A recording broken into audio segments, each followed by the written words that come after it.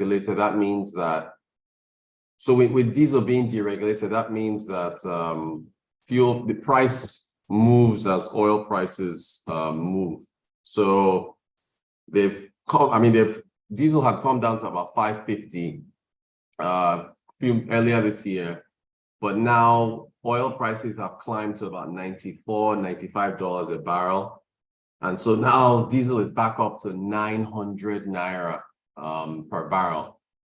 Meanwhile, we haven't seen any movements in petrol prices because the government has said that, well, they're going to freeze petrol prices for now and still try and, I don't know how they want to do this, still try and not reintroduce fuel subsidies. So for anyone who is trying to track and see where fuel prices could possibly have risen to, you can use diesel as a tracker.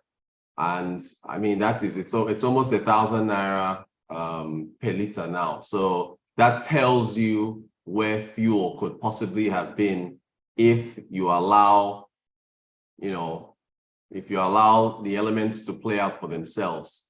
So, so it's mind-blowing how diesel is at 900 and it's not making headlines. Nobody's, nobody's making that point. But yet, if fuel was to move now to 700, people will start shouting. And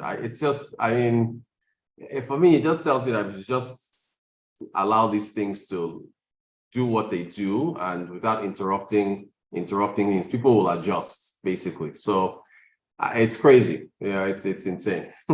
What I find surprising is these products, petrol and diesel, they are from the same source. So for you to get diesel, petrol will come out of it. So how two products from the same source would come out, and yet one price is at this level and the other one is still staying at the level it is 576 or thereabout, and you're saying there is no subsidy? Come on, isn't it being subsidized? Of course. I mean, that is clear. It is pretty clear, and we know we need to be straight with people. I mean, the government did say that they would put a cap back on fuel prices, but that means that they have to compensate oil marketers that are bringing the product into the country. Yes. The trucks, our pipelines are not even working, so those fuel has to be moved up and down by trucks that use diesel. So when you even factor in the costs, the logistics to move it from Lagos all the way to up north, middle belt, those costs are going to vary. So it's just not it's a bad time to be trying to cap these prices now. Bad time in terms of the costs for governments. Okay, so link up, what's the implication of this? And then as well, can government afford to keep prices at this level? And for how long can the government afford to do this? Yeah, so the implication is that it's going to impact the fiscal structure for government, right? Because I mean, the debt management office just updated our numbers for June to where our debt now is at 87 trillion if you include ways and means.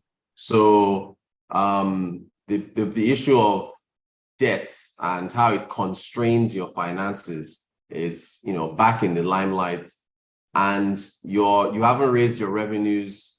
We're still looking for how to raise oil production, and now you've got oil rising at this particular time, which is the worst. I mean, it's good and bad in that you are making more money from selling oil, but your volumes are not going up. So the only way you can even take advantage of an increase in price is if your volumes are going up, because revenue is price times volume. So, so the implication is a constraint on our finances. How can we keep this up? We can't, it's just it's clear as day. So, but then, there's other elements in this thing that want the price to stay where it is. But it just blows my mind how diesel can be almost 1,000 and the streets are not on fire. But yet if fuel moves, everybody wants to start screaming. It's really amazing.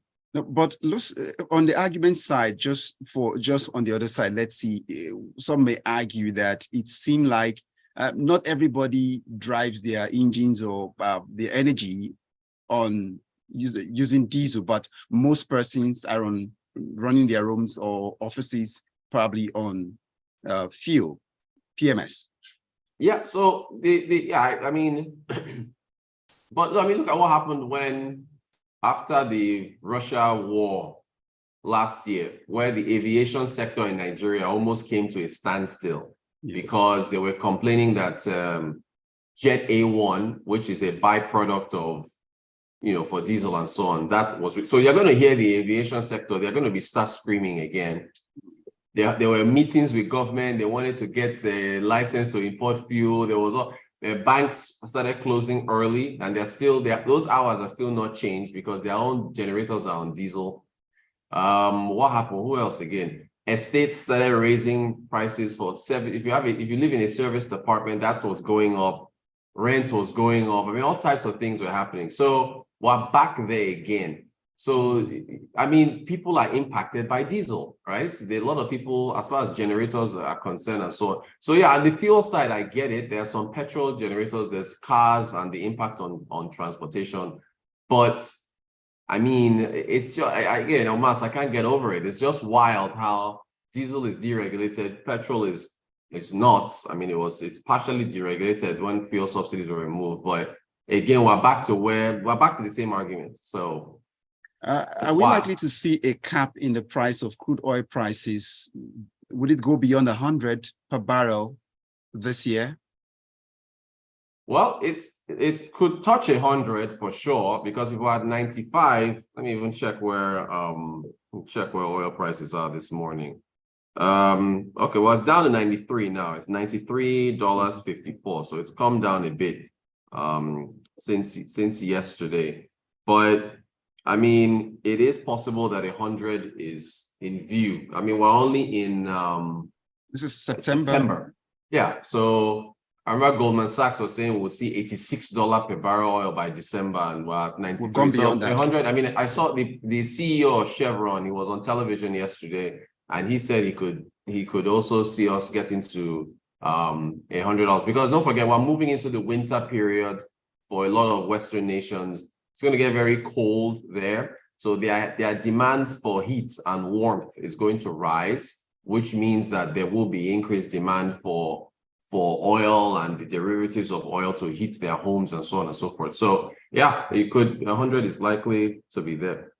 Well, let's get into this as we try to wrap up, and we see messages coming in already, but let's see this one. Labour, the Nigerian Labour Congress and the federal government, they are still in talks, and it seems like they're yet to find the missing piece of the jigsaw. So what exactly is the latest from that angle? Well, Labour says government hasn't kept up with its promises to distribute palliatives and, meet up to its demands with respect to the fuel subsidies that were initially removed. So yes. I guess this now puts things back in play, because you're now seeing where oil prices are.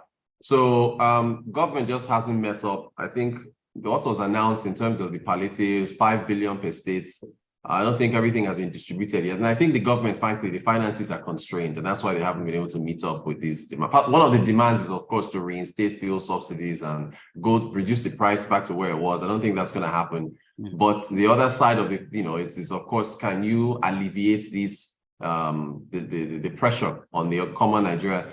I don't know. The money just doesn't seem to be there. Now, finally, let's touch on President Bola Tinubu's first inaugural, his maiden address to the UN General Assembly. Can we just explore that? What were the talking points, and what were those high points for you listening to the speech of the president?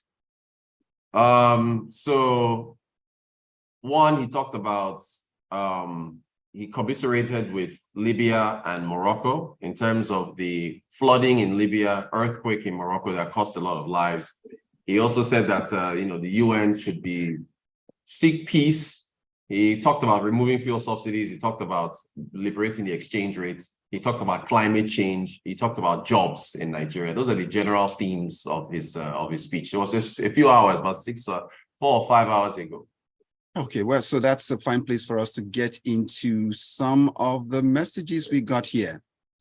Yinka Bolu pops up the client. He says, wait, did Rotus just ask that we leave the fuel price to rise? If Joe cash you, that's Biden. Now, Omas, this was the reason for yesterday's message. We can't be forming that we are woke and educated or even claim to be aware of our economic issues, which to some people is just dollars availability, which for me is the least of our problems. How can diesel be 900 naira and petrol 578 naira? And we are quiet. That's Rotus. That's the reason why Rotus is having a little wrinkle this morning.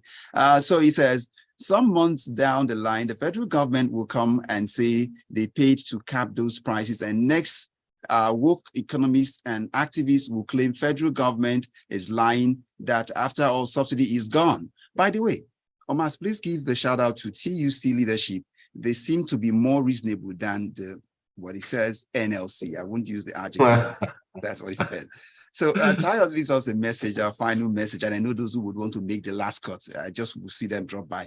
Tayo comes in with a message here saying, the diesel generator is now decorative and nobody wants to go for broke. We now have to spend wisely in the midst of the grid collapsing. It's like everything that can happen is happening according to Murphy's law. Yinka Bolu still typing, and it will come when you're done, Rotus. So, Rotus, that's the site of the show this morning. Thank you, Omas. Thanks to everyone sending messages. We'll see, hey, it's always interesting in Nigeria. I guess I'll catch you guys tomorrow. Ken comes in. Ken has this one. He says, diesel is now over 1,000 naira per liter. That's from Ken. All right, Yinka Bolu. Voila. Rotus, have a great day. All right, Omas. Thanks to everybody for listening. I'll see you guys tomorrow. All right, bye. And that's a wrap on Business Express on Smooth 98.1 FM. My name is Omatseye Atsenuwa. Good morning. To you by Interswitch. Transaction